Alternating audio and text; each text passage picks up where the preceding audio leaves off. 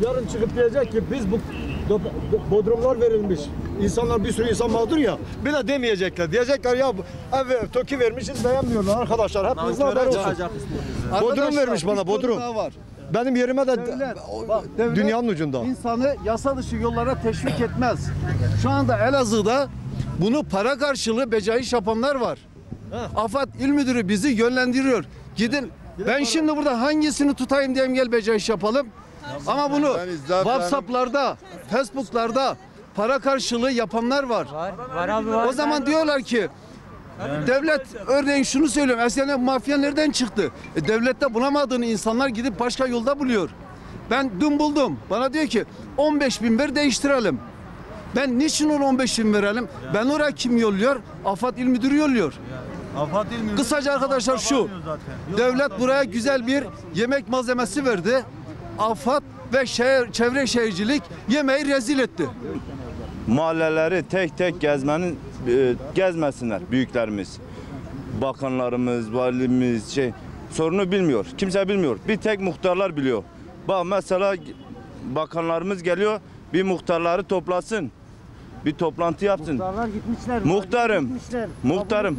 Abi bir saniye. Abi bir saniye. Yani muhtarları, bakanlar dinlenmiyorsa burada bürokratları dinlemesinin hiçbir mantığı yoktur. Ha muhtarlar, ha bu vatandaş. Ben burada muhtarları teşekkür ediyorum. Sorunlarımıza dile getiriyoruz. Anlayışlılar. Dile getirmeleri için de söylüyoruz. Ve Elazığ'da önleri kesiliyor bir şekilde. Deprem başladıktan sonraki süreçte hepimiz takip ettik. Öncelikle 65 yaş üstüne, şehit gazi yakınlarına ve artı engelli çocuğu bulunanlara en azından yani bir kolaylık sağlanacaktı. Benim babam 82 yaşında, demin de evrakla göstermiştim, gazi babası. Biz Çatalçeşme'den bir daire istedik. 3+5+ diye istemedik. Dilekçeyle müracaat ettik. Yani bizim gibi yüzlerce insan var. Bunu bölgesel yapsalardı, yani işte Bizmişan çekildi. İtiraz var mı? Yok. Ama Bizmişan'da olmayan şu: bodrumlar, zeminler ihale edilmedi. Yani çekilişe girmedi. Şimdi ben 82 yaşındaki anne babamı, gazi babası nasıl götüreyim, Bodrum 2'ye koyayım? Orada başlarına bir iş gelirse kim sesini duyabilir? Buradan yetkililere sesleniyorum. Malatya'da bölgesel yapılıyor da Elazığ'da niye karma kura yapılıyor? Bunun cevabını versinler. Malatya'da 24 Ocak depremini yaşadı, biz de yaşadık. Biz niye mağdur olduk? Elazığ'ın en büyük sorunlarından bir tanesi karma kura. İkincisi, karma kura yapılacaktıysa Bizmişen niye çekildi ilk başta? Aksaray niye verildi ki millete? İkincisi bugün Zafran kentsel dönüşüm depremzadelere niye verildi? Bodrumlar niye verildi? Karşıyaka kentsel dönüşüm ne yapıldı? Niye verildi depremzadelere? Biz hepimiz depremzadeyiz, hepimiz mağduruz. Bu millete, bu insanlara yazık, günah değil mi? Bunlar da burada yapan yerel yönetim. Sayın Cumhurbaşkanımızın hiçbir şeyden haberi yok. Yok. Sayın Cumhurbaşkanı devlet yapacak her şeyi buraya yaptı. Devlet buraya üstüne düşeni fazlasıyla yaptı. Ama buradaki yerel yönetim, milletvekilinden olsun, AFAD müdüründen olsun, sayın valimizden olsun, hepsi öyle. Hepsi depremzadelerin üzerinden oyun oynuyor. Başka bir şey yaptıkları yok. Zaten burada bu insanların bulunmasının tek amacı, yegane amacı artık bir şekilde sesini duyurabilmek. Bu nedense aylardır mümkün olmadı. Devletimiz buraya ciddi anlamda, Elazığ'a gerçekten bakın yatırım yaptı. Elazığ insanı kadir şinastır, yapılanları görmezden gelmez. Bunu takdir ediyor. Fakat maalesef hizmete dönüştürme şeklinde bir sonuca geldik. Durum onu gösteriyor. Bugün ısrarla bir yanlıştan dönülmeme çabası var. Yani biz bunu anlayamıyoruz vatandaş olarak. Başından beri 24 Ocak'tan bugüne evet devletimiz yanımızda oldu. Binlerce, milyonlarca kaynak aktarıldı. Fakat problem şu: bu kaynaklar yanlış uygulamalar, plan projelendirmeler sonucunda vatandaşa hizmet olarak geri dönmedi. Yani bir kere bir 2+1 dayatması var. Elazığ insanının kültürü, sosyoekonomik yapısı, inancı, her neyse 2+1 nüfus aynı şekilde müsait değil. Elazığ insanını ısrarla tutup da 2+1'lere bir kere küçük odalara sığdırmak, evlere sığdırmak sığdırmak bir kere o kabul edilebilir bir şey değil. Zaten bizim misafir kültürümüzü herhalde tamamen ortadan kaldırmak isteniyor. 2+1 de insanlar kendi yataklarını, dolaplarını, masasını koyacak yer bulamıyor. Karma kura. Başından beri hep farklı uygulamalar yapıldı. Aksaray, Yazıkonak, Akçakiraz, Bızmışhane farklı oldu. Oralarda ne oldu? Bölgesel kuraya tabi tutuldu. Biz oraya istesek de başvuramadık. Vatandaş başvuramadı. Sonra geldi Bizmişhane'de evet talep toplandı. Her yerden bu sefer talep alınmaya başlandı. Öyle bir vatandaş hakkına razı oldu. Dedi ki ben kuradan çıkmadım. Tamam, yapacak bir şey yok. Zafran'dan 169 tane evi 3+1 birkaç gün öncesinden sadece belli bir mahalle aranarak gerekçesini tam olarak bilmiyoruz. Sadece 3+1 konutları bir mahalleye tahsis edildi. Geriye kalan bodrum ve zemin katlar sadece en son yapılan kuraya dahil edildi.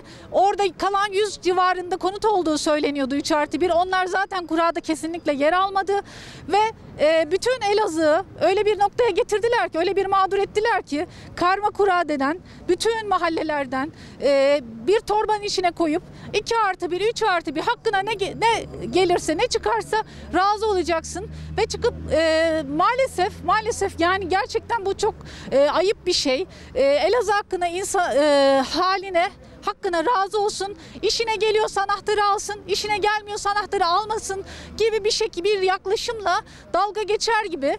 Hiç kimse orada sonsuz kudret sahibi değil. Devletimiz bizim yanımızda. Bizim için bu kadar kaynak aktarıldı. Bu kaynağı kötüye kullanmaya, vatandaşı bu kadar mağdur etmeye hiçbir kurumun hakkı yoktur. Kurum müdürlerinin koltukları baki değildir. Eğer işlerini layıkıyla yerine getiremiyorlarsa o koltuğu, bu işi layıkıyla yerine getirecek insanlara lütfen devretsinler. Bu Elazığ insanının, fakir fukaranın hakkını artık yemekten vazgeçsinler. Deprem Elazığ'ı vurdu ama maalesef bürokrasi Elazığ'ı daha çok vurdu. AFAD müdürü konuşmalarında şunu belirtiyor. Diyor ki Becaiş'te vatandaşlar sorunu çözebilir. Bakın Becaiş sorun çözmez. Becaiş sorun çözmez. Neden? Çünkü Karşıyaka Bodrum'da olan bir vatandaş tutup da gelip Yemişlik'te olan bir vatandaş da Becaiş yapmak istemez. Daha doğrusu Yemişlik'teki yapmak istemez. Yani Becaiş'e insanları mecbur bırakarak bir yere varamazsınız. 3-5 kişi sorununu halleder, geriye yüzlerce enkaz bırakırsınız. Yani insanları mutsuz etmeye devam edersiniz. Yani bu yapılan hizmetleri hiç yoktan hizmet olmaktan çıkarırsınız. Elazığ'da bir şeyler yapıldı. Elazığ insanı bunu inkar etmiyor. Ama devletine daha çok memnun olması, daha çok duacı olması için bu aradaki işi bilmeyen insanlar varsa bunların çekilip derhal yukarıdan birilerine müdahale edip Elazığ insanın sorununa çözüm bulması gerekiyor. Ne yüzden gelip ben de niye derdimize derman olmuyor bu adam? Ya herkes kendi keyfine, zevkine, işine bakıyor ha. Herkes kendi menfaatının peşinden. Demiyor ki arkadaşlar Cenab-ı Allah bunlara gereken cezayı vermiş. Şurası Allah rızası için bunlara yardımcı olalım. Ama derbe vurmaya çalışıyorlar bunlar. Ben Rıza Mağarası'nda oturuyorum. Bana evim çıkmış Yemişlik 5. etap. 5. etap dağın başında. Saat 3'te güneş batıyor. Saat 3'te güneş batıyor, karanlık oluyor. Benim 3 tane ufak çocuğum var. Okula gidecek. Ben nasıl oradan çocuklarımı getirip yani ulaşım yok. Ondan sonra bir de bitmemiş şeyleri kuraya katıyorlar. Bitmemiş de inşaat. Daha direksiyonel sökülmemiş. Sen günlük 20 lira mazota para vereceksin. Senin çocuğun var. Evet. Çocuğun ne yapacak? Okula gidecek. En kötü şartlarda servise 300 liradan 2 tane çocuğun olsa 600 lira verecek. Servis de yok, ayrı bir dava. Ne oldu? Aylık 1000 lira, 1200 lira. Ben zaten 1000 lira, 1200 lira verdikten sonra gelir şehir merkezinde kirada otururum. Daha ne anlamı kaldı? Sonuçta bunun yerine yani karma kura yapılacağını herkes bölgesel olarak verilseydi veyahut da herkese Bızmışhane'de yapıldığı gibi kurayla çekilseydi olabilir, belki yetmeyebilirdi ama 5000 kişinin içinde 3000 kişi mutlu olurdu. 2000 kişi de hakkına razı olurdu. Bu kadar yani, başka bir şey yok. 2021 yılında yaşıyoruz. Millete bodrum katı ilahi görüyorlar. Bu Allah'a rava mı yani? Millete bodrum katı ilahi görüyorlar yani. Ben de altlı üstlü evde oturuyordum. Evli evlattım. Bir iş başvurusu için ikametgahımı o tarihte kaldırmıştım. Hak sahipliğinde hakkım yenildi. Ayrıca polis tutanak tuttu o evde oturduğuma dair. Yani belediyede fen işlerinde gerekli tutanaklar tutuldu. 11 bin lira bir yardımda bulunuldu. Ama yani hak sahipliğim reddedildi. Evli evlat evli konutta ikametgah etmediğinden. Sırf iş başvurusunda bulunabilmek için ikametgahımı başka bir şehre kaldırmıştım. Ama depremi yaşayan o hasarlı konutta oturan ben ve ailemdi. Bizim evimiz Akpınar Mahallesi'nde oturuyorum ben. Evimiz 1 yıldır yıkılmış. 1 yıldır. Hiçbir müteahhit gelmiyor. Hiçbir gelen müteahhit 160 milyar para istiyor. Benim 1 yıldır binam yıkılmış. Bir tane müteahhit gelmedi. 160 milyar kişi başı istiyor. Zaten yaptırın o zaman bana TOKİ'den yaptıracağına kendi evimi yaptıraydın yine para alaydın diye devlet olarak dedin ki ben senin binanı yaptırıyorum bu kadar masraf gitti senden para alıyorum. Alaydı ta dağın başı TOKİ'ler diyorlar ama TOKİ'ler nerede? Şehirden 30 kilometre 40 kilometre ileride ya. TOKİ dağın başına TOKİ'yi koymuş ben size ev yaptırdım isteyen alır isteyen almaz. Böyle adalet olur mu ya? İsteyen alır, isteyen almaz ne demek ya? Ben deprem mağduruyum, deprem. Deprem mağduruyum. Ben 1 yıldır binam yıkılmış, binamı kimse müteahhitler gelip yapmıyor. 160 milyar para istiyor. Yani bu hak mı? Adalet mi? 24 Ocak 2020 tarihinde Elazığ bir deprem altında, göçük altında kaldı. Onun üzerinden 1 yıl geçti. Bakın benim ayağım sakat. Ben bu durumda buraya kendi yuvam için, buradaki vatandaşın yuvası için geldim. Üzerinden 1 yıl geçti abi. Elazığ milleti bu karma kurayla tombala şeklinde çekilmesiyle yeni bir enkaz altında bırakıldı. Bu zulüm ilk depremden daha etkili oldu. Bakın burada millet nasıl mağdur durumda. Şehrin en doğusunda oturan adam en batısına gönderilir mi? Arada 40 kilometre fark var. Adam 30 yıl orada kurulu bir düzeni var. Ailesi orada, çocuğunun okulu orada, işi orada, her şey orada abi. Sen bu adamı 40 kilometre öteye nasıl gönderiyorsun? Gönderdin mi bu adam orada nasıl yaşayacak? En batısındaki adamını en doğusuna sürdüğünde aynı durum yine ortaya çıkıyor. Biz burada toplum olarak sadece bu durumun düzeltilmesini istiyoruz. Tamam bir yanlış yapılmış olunabilir ama yanlışın neresinden dönülse kârdır. Bakın şehir planlaması yapılmadı. Abilerin dediği gibi nüfus planlaması yapılmadı. Hiçbir şey göz önüne alınmadı. Eyvallah. Bu saatte doğudakini getirmiş batıya, batıdakini kısmı var, yeganı var, oğlu var, akrabası var. 70 metre karaya getirmiş, sokmuş. Ondan sonra böyle bir düzen olur mu? Böyle bir adalet olur mu? Böyle bir Müslümanlık olur mu? Televizyona da çıkıyor 50 tane yalan bir arada söylüyorlar. 3 gün ya 1 ay 3 çocuğumla beraber dışarıda yattım ya. Dışarıda yattım. Kar üstüme yağdı. Donu üstüme yağdı. Yani bu bize devam mı ya? Bu bize şey mi ya?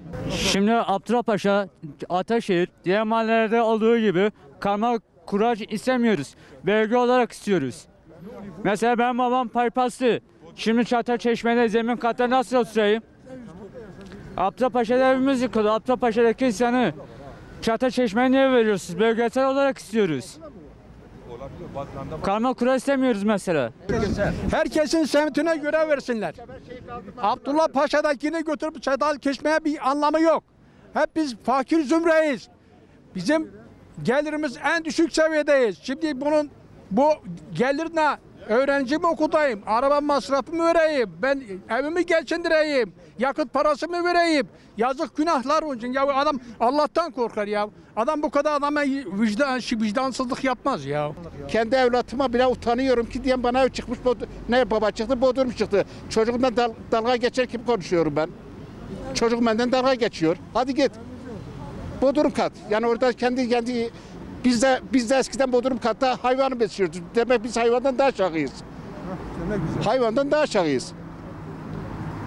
Kendisine ilahi görürse benim başım üstüne ben de ilahi göreceğim. Kura sonuçlarına itiraz ediyoruz. İtirazımızın sonuçları şudur: mahalle bazında olmasını istiyoruz. Çocukların okulundan dolayı, işe gidiş gelişlerden dolayı bu kurallara itiraz ediyoruz. Niye itiraz ediyoruz? Adam Sürüsü'de oturuyor, evini Çatalçeşme'ye çıkmış. Abdullah Paşa'da oturan Çatalçeşme'ye çıkmış. Çatalçeşme'de olan Yemişlik'e çıkmış. Zafran'a çıkmış. Böyle bir şey var mı ya? Ondan sonra dönüp benim çocuğumun okulu Sürüsü'de. Bana Çatalçeşme'de ev çıkmış. Ben çocuğumu nasıl okula götürüp getireceğim? Nasıl olacak bu iş? Biz buna itiraz ediyoruz. Sizlere istirham ediyoruz. Vali Bey'e söylüyoruz. Milletvekillerine söylüyoruz. AK Parti İl Başkanı'na sesleniyoruz. Bakanımız Murat Kurum'a sesleniyoruz. Yani bu sesimizi duyun artık, yeter ya. Benim evim de bu kültür parkın burası. Kültür parkın burada. Depremden sonra yıkılan bir ev. Eşimle beraber kızımda kalıyoruz. Konteynere gidemedik. Cezaevinden Tavıte'de. Eşim yatalak hasta. Raporlar mevcut. Ben kızımın evinde kalmaya mecburdum. Kızım açacak kapıyı. Kapıyı bir tek kızım bağlıyor. 2 kızımda kalıyorum. Şimdi bizi vermiş Çatalçeşme. Yarın diyecekler ki ya vermişiz, beğenmiyorlar. Kardeşim sen niye verdiğin zaman bu yemişlikte bizi vermedin? Niye verdiğin zaman zarfana niye vermedin? Bizi 2+1'e veriyorsun. Yetmezmiş ki. Ya ceza olarak bize ikinci depremi ölene kadar çekeceğiz. İkinci depremi. Ta bize vermiş Çatalçeşme'ye.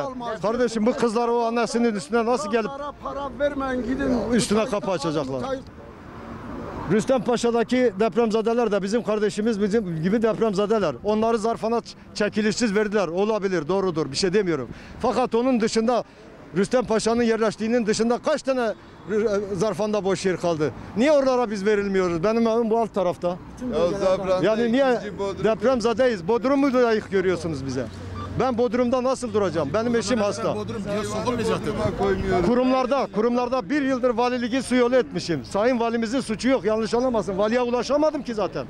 Ben bir randevu alıyorum. Vali Bey'e ulaşamamışım. Gidiyorum o kaleme söyledi, o kaleme. O kalemden o kaleme git. Dükkan olsa dükkan senin misali.